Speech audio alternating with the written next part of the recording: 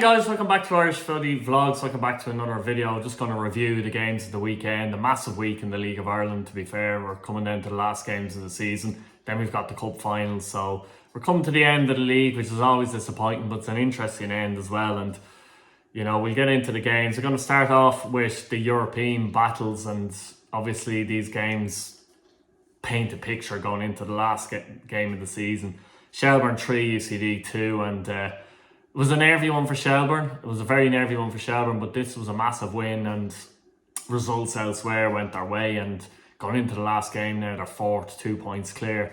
So they're in pole position with an opportunity to get into Europe. Of course, nothing will be decided until after the cup final, but you got to do what you do in the league. The game itself, Jack Moylan got a hat-trick, 13th goal of the season, hat-trick in his last game at Talca Park before, of course, he goes to Lincoln. It's still with a chance of being top scorer in the league as well, but it was an early one for Shelbourne, but they got the result in the end. And you know, there was a lot that happened in the game in terms of penalties, and you know, Conor Kearns was missing, and that proved to be a bit of a blow for Shelbourne, and UCD nearly pulled it out of the bag and got a result and gave Shelbourne some hairy moments in general in the game. But the first goal Shelbourne scored in 20 minutes, penalty from Jack Moylan, and a Clancy fouled. A little bit soft. It's a penalty, but it's a little bit soft. The problem is for Clancy is he's given the referee a decision to make. Once you give the referee a decision to make, you know, you're in trouble, I think. But there was no need to even go near Moylan. Moylan is clever, but he's moving away from goal. So it's poor defending, you got to say. Little soft. I probably would have given it as well, but it's very poor defending, and you'd be very disappointed with your defender in that situation. And hands Shelbourne the lead, really, as such. Moylan still scored a penalty, in which he does, with aplomb, to give them a 1-0 lead, and it was 1-0 at half time. Moylan did have an opportunity in the first half as well, crossfield ball from Harry Wood, brilliantly controlled in the box by Moylan. His first touch is exceptional, cuts in, takes a shot, and Keemore saves. A few hairy moments then in the Shelbourne box where they couldn't, kind of scrambles where they couldn't get it away, but UCD couldn't force it into the net either, which was disappointing for them. But early in the second half, Mikey Raggett scores his first goal for UCD. The 19-year-old took advantage of really poor play from Harry Fisk in goal, unfortunately. And it's difficult for a goalkeeper, especially, I will say this, when you're not playing and you're coming in for a goalkeeper who has been exceptional this season, but it's poor, isn't it? It's a ball played back to him, and you know, I'm not sure what he's trying to. Well, I do know what he's trying to do. He's trying to get to the right hand side, and I can't remember who the Shelbourne defender was he's trying to get it to. But that pitch Talca can be a bit bobbly at times, particularly this time of year. And I think he should take a touch. He kind of swings at it, doesn't he, and gets it completely wrong. And in fairness to young Raggett, he has to read it, and he does, and he takes advantage and scores. It's a poor mistake that allows UCD level in the game. Moylan then gets a penalty in 63 minutes. He goes this time to the other corner and smashes it home. And he does well, Jarvis. He drives, he gets into the box. Probably UCD are probably a bit unlucky at this one. With this one, is it a penalty? You know, it's just bodies there, isn't it? She's running into the box, kind of slalom through. There's 3 players there. Maybe one of them connects and fouls him as he's running through. It's hard to really say, but it's a bit unlucky, even if it's a foul from their point of view. And you know, Moylan takes advantage, and you think Shelbourne are probably going to go on and win the game. But Kinsella Bishop, their top scorer, UCD with 6 goals this season, 81 minutes, makes it 2-2. And it's just, I don't know what he's trying to do. I think the goalkeeper can do better here as well, to be honest. His positioning isn't great. The ball's crossing. Kinsella Bishop kind of helps it on in hope more than anything. It's not a fluke in terms of he didn't mean to do it or anything like that. He's simply trying to help it on in hope that it goes into the net. But I just have this sense of if Kearns was in goal, his position is better for that one. He does better and saves it. 2-2, 8 minutes to go. And you're thinking, what an opportunity Shelbourne have had, and it would have been a big blow if they didn't win this game, wouldn't it? But Jack Moylan steps up in the last minute to go or so, and scores a hat-trick and wins the game for Shelbourne. Again, brilliant control in the box. The first touch is critical. Turns onto his right foot and coolly composed plays it into the far corner, curls it in. 3-2 Shelbourne, massive win. As I said, they're 2 points ahead of the the chasing pack, who we'll talk about in a minute, and they've got themselves in an unbelievable position going into the last game where they're, you know, essentially favourites. Now, I'll do a separate video on predictions and preview for the last games of the season as well. So I'm not going to talk too much about that. But as it stands, you know, Shelbourne in a very good position to put them in fourth anyway, and put them in a situation where obviously they'll be hoping Pats win the cup. But, you know, even if they don't get into Europe, I think it's been a really, really good season for Shelbourne. Really, really good season. And they've kind of progressed and got better as the season goes on. That's what you're looking for, I suppose, as well. So, big result for Shelbourne. Let me know what you think in the comments if you're a Shelbourne fan, a UCD fan even. I know there aren't too many out there, but there are one or two. General thoughts on the game. What did you think of the penalties, etc., etc. Let me know in your thoughts in the comment section, lads. So the other game in the race for Europe, it finished Dundalk 2, Bohemians 0 at Oriel Park, and took Dundalk 76 minutes to take the lead here through Paul Doyle, and Daniel Kenny finished it off in the last minute to give them the 2-0 win. They did deserve the 3 points, Dundalk, and there's been a lot of talk this week about Dundalk. I'm going to do a separate video on that. It's too much to talk about in this video. I just want to talk about the game really, but I'm doing a separate video on Dundalk, basically what's happening at Dundalk essentially. There's an awful lot that's gone on in the last week in terms of what's come out and that, so and what hasn't come out, if you like, and stuff like that. But we'll get on to the game. And yeah, Dundalk have put themselves in the position now. They've UCD in the last game. Ironically, they probably need a favour from Drogheda United, but they put themselves in a position, and they'll be delighted with that. It was a good performance. They deserved the 3 points. Both started off well though, and James Clark played a lovely ball, typical James Clark ball to Afolabi. We've seen it many times, but Shepherd read it, almost like read the move, if you like, and came out and spoiled the angle. And Afolabi wasn't much you could do with the shot. There's a bit of a penalty shout then after that straight away. Kirk plays it through to Afolabi, but Shepherd comes rushing out, but I think he gets a touch on the ball. For me, it's not a penalty. A couple of penalty shouts for Dundalk as well. I don't think any of them were penalties either. One was for an apparent Flores handball. It did hit him on the arm, but his arm is stuck to his, like, you can't take off his arm, like, can he? As far as I know. His arm is stuck to him, it's tight. From a header from Cameron Elliott. And Cameron Elliott had a couple of chances. Archie Davis, who's 7 or 8 assists this season, played a cross in. Elliott just headed it over. And there was a bit of pressure after that for most of the half from Dundalk, which they didn't actually capitalise from, to be fair. Second half then, Dundalk kind of in control again in this game, and you know, they had a couple of opportunities as well. Conor Malley had one just wide. Ryan O'Kane had one saved from Talbot. But eventually they did take the lead on the 76th minute, and Houben came on. There was talk that he wasn't going to start. Again, I'll get into that in the other video about Dundalk, if you like. But you know, he caused mayhem in the area, and Paul Doyle is at the far post to finish and give Dundalk a deserved lead. 5 minutes to go though. Akintunde should score for Bows, to be honest. Dylan Connolly does brilliantly on the right hand side, beats his man, gets a good cross into the box. Just gets underneath Akintunde. It's strange because he has time. Yes, he's been marked, but he has time, and I felt the trajectory of the ball as well. He could have easily headed that down. So it was a poor miss from Akintunde. That could have been 1-1, and Bows might have got away with getting a point. But Daniel Kelly's late goal sealed it. He's got a couple of goals lately as well. I think Talbot could do better for that, actually. It's not really in the corner, is it? It kind of goes through Talbot to a degree. It makes it 2-0. And, you know, Dundalk, as I say, in the mix now. They'll need a favour from Drogheda and have to beat UCD.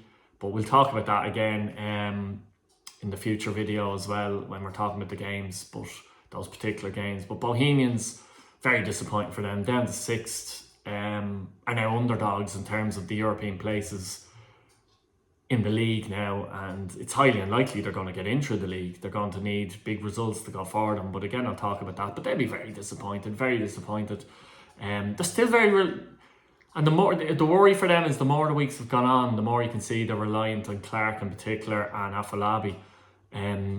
So if they're shot down or not playing that well, you know, you're kind of looking at them going, you know, you'd be looking at Bohemians saying, yeah, we have these, we can take these, you know, that kind of way. And a lot of clubs have players like that, but it's a big reliance at the moment. there's a lot of pressure on that reliance as well, I find, when you're in that situation. But, let me know what you think of the comments, Bows fans. Very good start to the season. It's filtered out. Yes, there's a cup final to come, but that's talk for another day. But in terms of the league, got to be disappointed to be 6th going into the last game of the season and basically hoping a miracle happens to actually finish in the European places through the league. Dundalk, they were gone a couple of weeks ago, weren't they? So you have to give their players credit. They were gone a couple of weeks ago. They really were. And they've somehow come back into the conversation. That's based on good form from themselves, and the likes of Bows maybe really struggling, etc. But let me know what you think in the comments, Dundalk or Bows fan. And speaking of securing Europe, Derry City done that exactly by winning 1-0 at Turner's Cross against Cork City. Late enough goal, about 15 minutes to go from Ronan Boyce. Fantastic goal.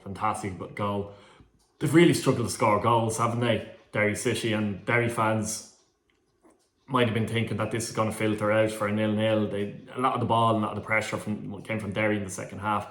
But it's like Boyce took the game by the scruff of the neck and said, look, this is going in the back of the net. It's a fantastic strike. If you haven't seen it, check that out. It's FAI TV or wherever. Fantastic strike from Ronan Boyce to win the game. Secures Derry's passage into Europe for next season. They're second now. They're likely to finish there, to be honest. They're joint second with Pats, but they have a better goal difference. Pats, you question their motivation there next week with the cup final only a week away. So, I think they're going to finish second, Derry. Overall, a little disappointing, I have to say, but that's for another day. I think we'll talk about that another day. That, you know what I mean, they didn't really threaten Shamrock Rovers, even though Shamrock Rovers weren't brilliant this season. By their standards. So that's they'll be disappointed with that, and they're going to have to find goals for next season, I think, and maybe a bit more belief, Derry. But that's, again, another thing for another day. Cork City did give this a go, though, like I thought they would, to be honest, and they had some opportunities in the first half. Barry Coffey was involved, etc. They're going to be setting up now for the playoffs. They're going to be playing a Munster derby in the playoff final as well, be that Waterford or even a Cork derby in Cove. But I think the phase where Ronan Keaton lost his dad as well, that phase, they were in the mix with Sligo in particular and Drogheda. I thought they lost points in that phase, mainly because Keaton was out, obviously, but also because that cloud came over the club a little bit as well. They did lose ground. I think they had a genuine chance of finishing above Sligo. I think Sligo got lucky, if I'm honest with you. We'll talk about them in a minute as well. But yeah, I mean, Cork City are still there with an opportunity to stay up. Decent performance in this game. And as for Derry, pretty good defensively, but they got the 3 points. They secured Europe. I don't think Higgins will be overall pleased with the season, to be honest. I don't think he will. I'd be very surprised if he was. But let me know what you think in the comments, guys, if you're Cork City or Derry fan. Cork in relation to maybe got the playoffs. Who would you rather play, actually, Waterford or Cove? And Derry, fair points, a little disappointed with the season, a little bit. The squad arguably was stronger than it was last season, but it wasn't really a stronger season, was it? So let me know what you think in the comments. On to St Patrick's Athletic and Shamrock Rovers at Richmond Park, and they finished St Patrick's Athletic 0, Shamrock Rovers 2. And of course now Shamrock Rovers have won 4 league titles in a row. They've equalled the club record, they've equalled the league record. Stephen Bradley is the first ever manager to win 4 titles in a row. It was a bit of a struggle for them this season compared to the other seasons where they won the league. They scurried over the line, but as I've said 100 times before, I never felt confident that anyone was going to finish above them, even when they were struggling, because I don't think the belief was there from anybody else to do it. There's a lot of belief in that Rovers squad. A lot of people might say they're aging, etc., and a lot of them are a lot of mileage on the clock of success, which is hard to keep going and keep going. And I think they struggled a little bit with that this season. I do think if anyone was kind of good enough, they may have won the title this season ahead of Rovers, unlike the last couple of seasons where Rovers did win the title in the other 3. But in the game itself, first of all, congratulations Shamrock Rovers. I've done a matchday vlog on Pats and Rovers, so I've kind of already talked about this a little bit. But it is a huge achievement, and you have to give them serious credit, as I mentioned in the matchday vlog as well, serious credit. And Stephen Bradley deserves serious credit too. In the match itself, I thought the first half was a good half. It was a good half, good intensity to it. I thought Pats played reasonably well. They were very unlucky with Cian Levy, who was really, really good for Pats on the night, following from his recent performances. He's starting to get fit. Very good ball carrier. He's a good dribbler as well. Very unlucky with his effort, individualistic effort, which hit the underside of the bar. And if that went in, you probably would have said at the time, you wouldn't disagree with Pat's leading. Rovers got a goal that was offside as well in that first half. There wasn't too many complaints. Hard to see from where you were, but there wasn't too many complaints, so it must have been offside. And overall, it's probably even enough first half, to be honest. Good intensity to it, I thought, to be honest. Pats were playing reasonably well. Rovers were playing reasonably well. Second half, though, it changed. I think Rovers completely controlled the game in the second half, and it was no surprise for me when they took the lead. I know a lot of Pats fans were complaining about the game changed when Pats made subs and changed the system and that. It was changing before that for me. It was changing before that. I think Pats were more passive in the second half. From a Pats point of view, I was a little disappointed they didn't just go for it. And people say, you go for it, you get opened up and you concede. But I mean, Pats had nothing to lose, really, in my opinion. So I was a bit disappointed they didn't really, really go for it in the second half. Why not? Like, you know, the opportunity's there. Maybe lay down even a marker for next season, even if you won the game, and it was likely Rovers would win the league. But you could sense that the more the half went on, the more control Rovers were getting in the game. And they went very close through Ferrugia just before they scored as well. Aaron Green came on as a sub. I think it was who crossed it in. I can't even remember who crossed it in. And was it Ferrugia? It might have been Ferrugia actually crossed it in. And Aaron Green meets it and Rovers are 1-0 up. The second goal, Pats were kind of playing high up at this stage. And Burke blocks down Norman's attempt at clearance, and to be fair, Burke does well. You knew though when he was 1-on-1, he had a lot to do, but you knew Graham Burke would score because he's got that composure, and he went around Linus and finished it brilliantly, and send the Rovers fans into raptures. In fairness, it was 0-0 with about 5 minutes to go, but it was a weird one, as I said. I felt Pats were very passive in that second half, and I think Rovers, the more the half went on, Rovers sensed that and thought to themselves, hang on a minute, we can actually win the title tonight. Because I thought Rovers felt throughout the game they were quite satisfied once they didn't lose, but they got that kind of killer instinct of that, sense into them that Pats were there for the taking then in the second half, and they could actually win the title, I think, at Richmond and just have it done before the Cork game. And in the end, I think they deserved to win the game. Pats had a few bits and pieces in the second half. Carty came on, had an effort. Did another effort. I can't remember who it was actually. I couldn't really see properly who it was from the distance, but straight at man, it was a tame effort. But it was actually a decent opportunity, just a tame effort. But overall, yeah, I mean, Rovers champions again. Low points total, as I said, for the champions, and I think it'd be interesting to see what they do next season, if Bradley stays on or not. That's going to be telling, because he's put pressure on the board. I think he knows he needs a refresh. He knows the club and the squad needs a refresh, and I believe he thinks if they do that they can get 5 in a row, to be honest, because I'm not sure if any of the other teams can push on. Maybe Derry, if they get the right players in attacking areas, but elsewhere I don't see it at all. So fantastic achievement. I mean, to have the hunger and attitude and application to win one title, to be able to do 4 in a row.